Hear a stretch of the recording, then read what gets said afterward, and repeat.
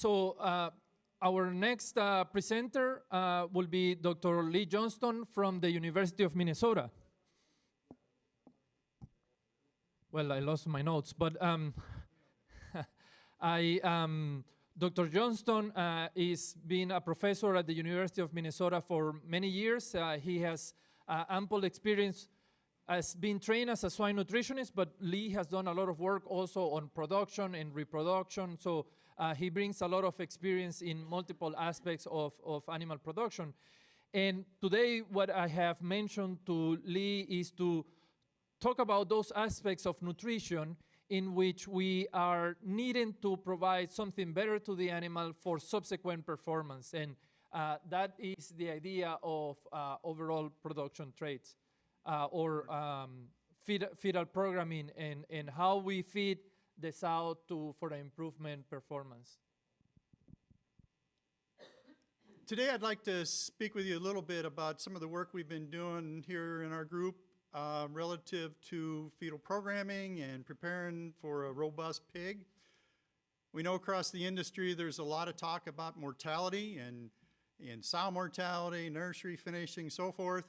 A lot of people are working on that topic. We wanted to contribute to those efforts as well. And our biggest interest is we thought, well, why don't we try to focus on how do we make a better pig at farrowing and try to get ahead of the problem as opposed to after we have small pigs, disadvantaged pigs, some of those problems, and trying to fix the problem after they're here. So that's kind of the tone of my presentation and the work we're going to talk about today. So if I get, here we go. So as we think about that, the first thing that comes to my mind is fetal imprinting. And fetal imprinting is defined as the physiological setting by an early stimulus or an insult in a sensitive period resulting in long-term consequences for production. And that fetal imprinting, it can be negative when we think a lot about intrauterine growth retardation and small pigs and those dolphin-headed pigs, or it can be positive. And there can be positive impacts, and I'll talk about a few of those today that we've been involved with. As we think about fetal imprinting, to me it's fascinating. When I came out of grad school several years ago and came to Minnesota, it was a novel idea when people started saying, well, pig performance in the grow-finish phase, we can get better performance, maybe a few days less to market if we have a heavier pig coming out of the nursery. So they started thinking about nursery nutrition as it relates to grow-finish performance. Well, then it came to, well, you know, if we wean a heavier pig, then it do better in the nursery and yada, yada, yada. So let's look at what we can do in lactation, sow nutrition, pig management, so forth. And now, to me, this is just a next logical step of going back into gestation and say, what can we do with the sow and the pig in utero to make a better pig at farrowing that survives better, is heavier, and goes through the system and is more robust. So that's kind of the overarching theme or concept I want you to think about. And it works in multiple species. If you haven't read Barker's work, the Barker hypothesis, you need to. It's really, to me, fascinating work. Basically, they surveyed some 16,000 people in the UK from about 1911 to 1930, something like that. And they looked at what are the relationships between birth weight of those people and health outcomes later in life. And they found that those people that had low birth weights had increased adult onset diabetes, blood pressure problems, cholesterol, increased coronary heart disease, more fatal heart attacks. So something that happened in the uterus 50 or 60 years earlier is setting the stage for some bad outcomes in this case in humans later in life. Those same things, similar things apply in our livestock species. You see work in cattle and sheep and so forth in fetal imprinting. Now you say, well, pig's not around only but 6 months. What are the consequences? Well, there can be consequences, and particularly if we think about breeding animals, what we saw a little bit of data earlier today about those early life impacts on adult performance. So what are the consequences of low birth weight? Well, we know with pigs, everybody is pretty well aware of that. Here's some data that we put together working with Top Pigs Norseman. Some 7,600 birth weight individual pig records, followed those pigs to market.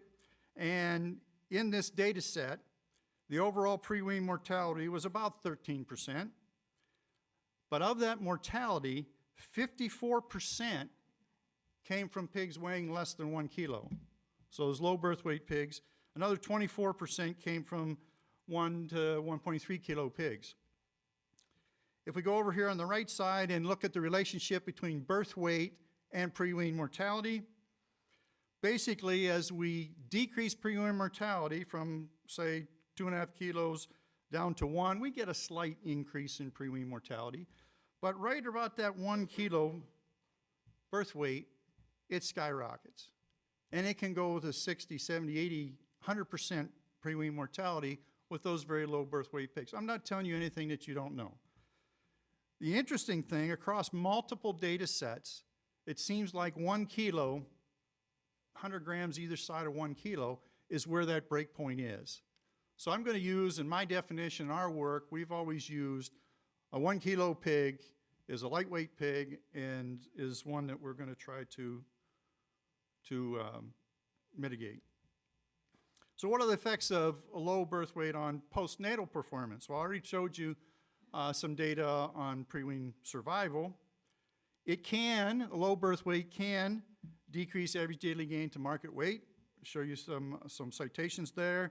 Decreased muscle mass due to muscle fiber development can compromise reproductive performance. Here's a data set with, I forget, 1,000 or so gilts. And basically, in this study, they showed that if a gilt was born less than 1 kilo in body weight, had an 11% reduction in total lifetime pigs born, and a 45% reduction in herd life or herd days as a result of that birth weight. So it can have long-term effects, and we need to be thinking about what that birth weight impacts are. Now, there's things you can do after the pig is born, cross-fostering, diet manipulation, so forth, but I don't have time to talk about that. I'm going to just today talk about the things that we can do maybe in gestation that would help produce a more robust pig. The first thing we can do is think about genetic selection. Here's some data that Mike Tokash presented at the APSA meetings a few years ago in Australia. Data from PIC, and basically as we decrease birth weight in this data set, as birth weight went down, pre-wean mortality went up, nothing surprising. But at this point, they started including birth weight in their selection criteria, their indexes, and birth weight starts to come up, pre-weaning mortality goes down. And that is continuing with genetic companies, and it will continue. Will it solve the problem completely? Somebody said earlier, I'm not a geneticist, and I'm not either, and the geneticists in the room might be more confident than I am. I don't think it'll take it out completely, but it certainly will go a long way to help fix the problem. What else can we do from a nutritional standpoint? Well, there are data that show in the literature that if we increase the methionine to lysine ratio during gestation, a 30% increase can decrease the incidence of low birth weight pigs in large litters, over 13 pigs in this study. Under 13 pigs, didn't matter. And it seems to be working through increasing vascular density of the placenta, which in my mind makes sense. I think a lot of things we need to understand around placental function in this whole issue. There certainly are data in the literature related to increased arginine in particularly early gestation, but throughout gestation can increase litter size when fed at, I got my numbers wrong here. It can also worked through influences on the placenta. The challenge has been in some of the larger commercial studies, it's been a little hard to replicate those data, so maybe that works, maybe it doesn't. I want to just focus today a little bit more on feeding of HMB, or hydroxymethylbutyrate, as it affects piglet birth weight, and some of the work we've been doing on high zinc in gestation. So HMB, this study, as our group was looking at what interventions could we do during gestation to influence that pig at birth, I came across this Polish study in which they fed HMB in the last 2 weeks of gestation and saw a tremendous increase, and this is femur strength, and also looked at birth weight and saw a large increase in birth weight. And the thing that really struck me was 2 weeks, just 2 weeks they fed that and saw this big impact. So that really piqued my interest. So we started digging into it a little bit further to see what's there. And it seems like HMB is a metabolite of leucine, and that if you can find HMB in health food stores for bodybuilders and that kind of thing, it helps with muscle development and reducing muscle breakdown. And it seems to work through the growth hormone axis. So we started thinking about, well, could we feed HMB to sows? And we weren't the first ones to think about that. And here's some data that shows that feeding HMB in this study was from day 35 of gestation through farrowing. They saw a significant decrease in the percent of pigs in the litter that were less than 1 kilogram, dropped tremendously with feeding high HMB throughout most of gestation. Another study in which they used much more, a larger number of sows. The previous study was only 10 or 12 sows per treatment. Here's an experiment where HMB was fed to control sows, or the HMB at 140 sows per treatment. They found a trend for increase in mean birth weight of pigs, control versus HMB, in 4 different experiments. And this HMB was fed from day 100 of gestation through farrowing. And then when we looked at that a little bit closer in terms of piglet mortality, in 3 out of the 4 studies, there was a significant reduction, or a reduction in pre-wean mortality, and the data tend to be significant for hydroxymethylbutyrate. So what does this mean? Well, it means that potentially we could use hydroxymethylbutyrate to influence birth weight of pigs and ultimately survival to weaning. Now, is HMB something that we can use today, go home? Well, probably not. It's fairly expensive. It's hard to access. Those particular time points from day 100 on to supplement create some challenges in a lot of commercial herds. It may fit in precision feeding programs where you might have the computerized equipment to do that. The reason I show this to you is a way that we can think about what we can manipulate in gestation as a way to improve performance in the postnatal period. So now I want to switch gears to zinc and tell you my story about zinc. This paper by Jeff Valet at the Clay Center Group was similar to the HMB paper. I read this paper and thought, holy cow. Look at the effects of, basically they fed zinc sulfate that supplied about 450 ppm of zinc, and they fed it from day 80 of gestation through farrowing, and as birth weight of pigs declined, we get to that 1 kilo, we would expect that mortality to go through the roof, but it didn't. It still had higher mortality, but it wasn't 80 or 100% anymore, it was 40%. And that caught our interest and says, well, what is it about zinc sulfate And is that something that we could use commercially? Zinc sulfate's readily available, it's fairly cheap, we can dump it in the diet, fix our problems, right? So we started thinking about that project, and this particular project was just gilts. It had a litter size of about 10 pigs, and so we thought, well, we need to probably replicate that, see if we can repeat that response in a commercial setting. So we designed a study that used controlled diet, 125 parts per million of zinc, 365 is the intermediate level, or 600 ppm of zinc supplied by zinc sulfate, fed to sows beginning on day 85 of gestation through to farrowing. And we were after that pre-wean mortality outcome. So if we look at overall, and this was done on a commercial farm with about roughly 90 sows per treatment.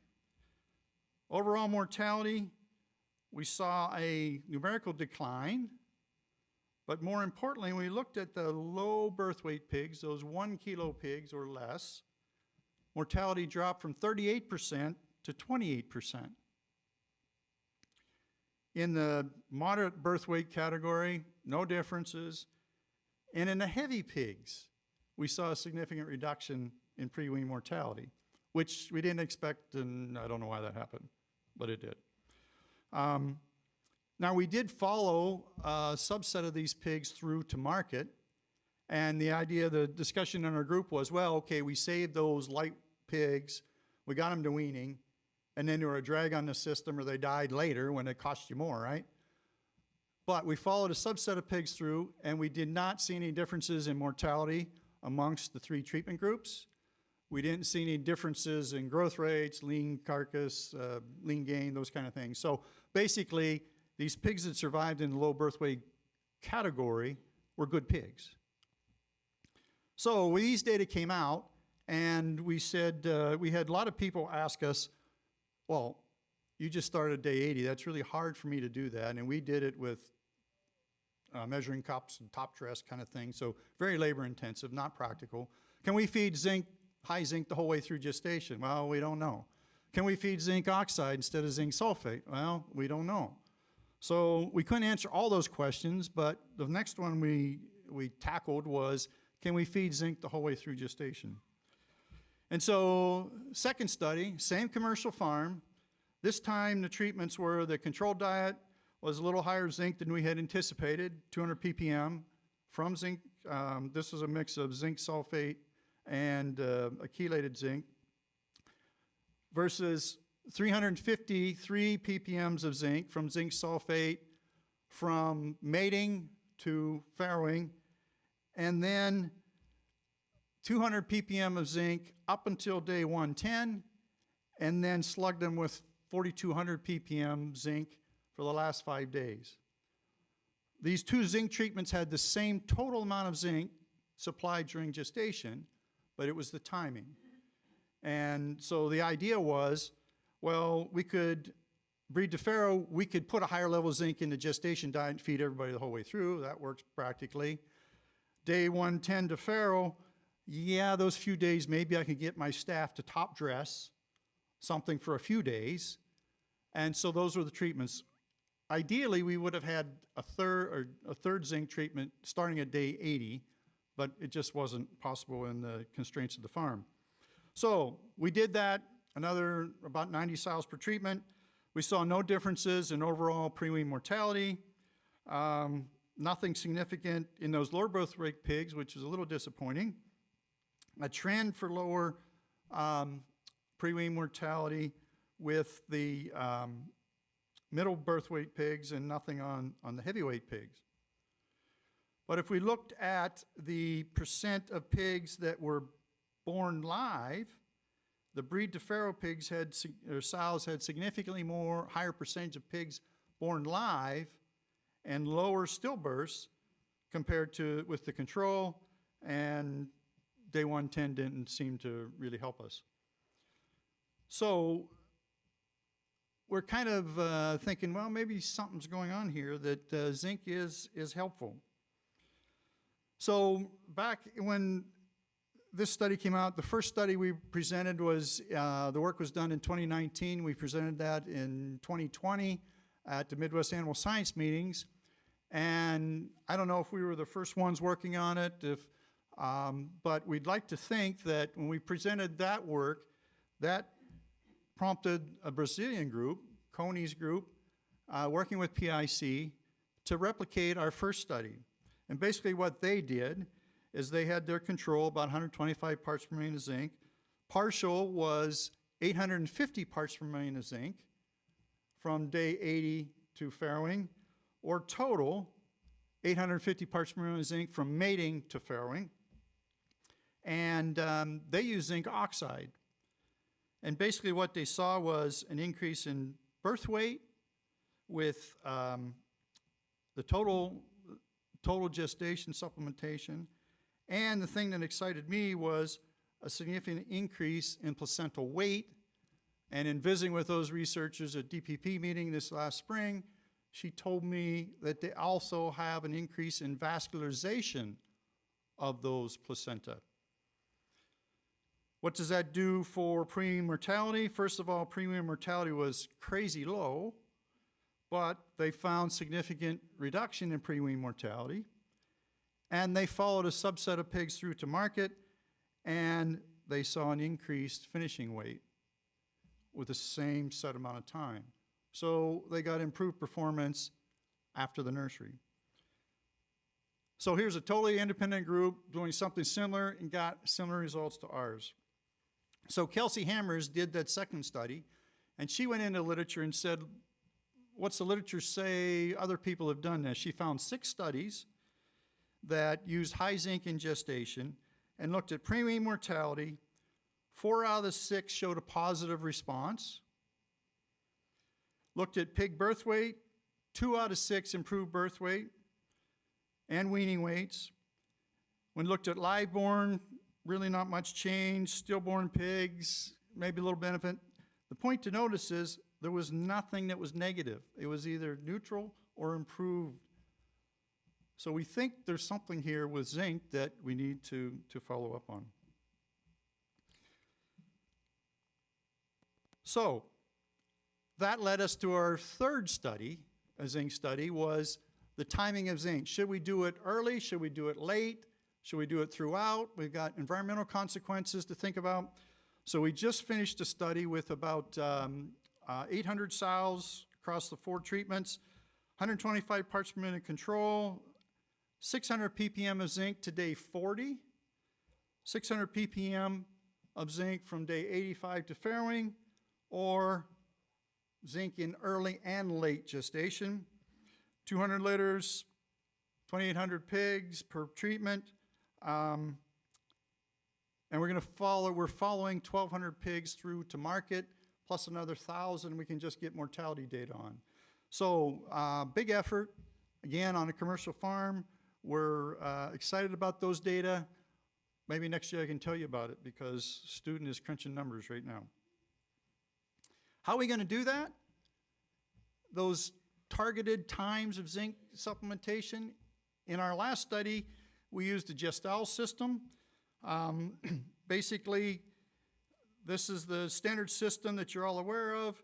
And then there's a slave unit, they call it a multi-unit, that basically is operated from the original feeder. And we were able to do some dosing. And our student, Samuel, he captured 208 samples of what are those feeders delivering. And again, we're crunching those numbers again. It just finished about 3 weeks ago. Our experience is just raw data. The control, or the feeder, consistently are averaged delivering 99% of what we had programmed in, what we expected the feeder to deliver. The multi-unit delivered about 93% on average of what we expected, but we were only trying to deliver about 140 grams of that highly concentrated zinc supplement. So we're going to expect a little more variation there. So that was across 6 different feeding curves, and so there'll be more data coming out in the near future as to how those feeders are working. Oh, I'm going to not do that. So, some take-home messages. Low birth weight pigs are a challenge. It elevates mortality, might be slow growth. We're going to have to deal with them. There's a lot of different ways that people are working on to try to improve that problem. I didn't talk much about it, but postnatal feeding and management can mitigate some of those low birth weight problems. We think that prenatal interventions seem to be more efficient. Try to avoid the problem, genetic selection, maybe select amino acids. We're really excited about the possibilities for zinc. Our research team, our University of Minnesota faculty, of course, Pedro, Andreas is a microbiome specialist. We have a human nutritionist, a zinc specialist. Mark Schwartz has been involved in the work with advice, practical advice, and collaborating on farms. Industry collaborators there are important. I've starred the graduate students because those folks are critical. They're embedded and living in the farm, and Abigail, you know, some of you know what that means, particularly with Kelsey. That was right in the middle of COVID, and I was so scared she was either going to get COVID or get mad and just say I've had enough and leave, but she hung it out. Samuel is still working on the data. He did the last study, so thanks to the students. Our sponsors, collaborators, important to allow the work to get done. And I think Jorge said something about living in Minnesota. We're excited about the upcoming season. We appreciate you coming here, and here's a little bit of Minnesota snorkeling. So thanks for your attention.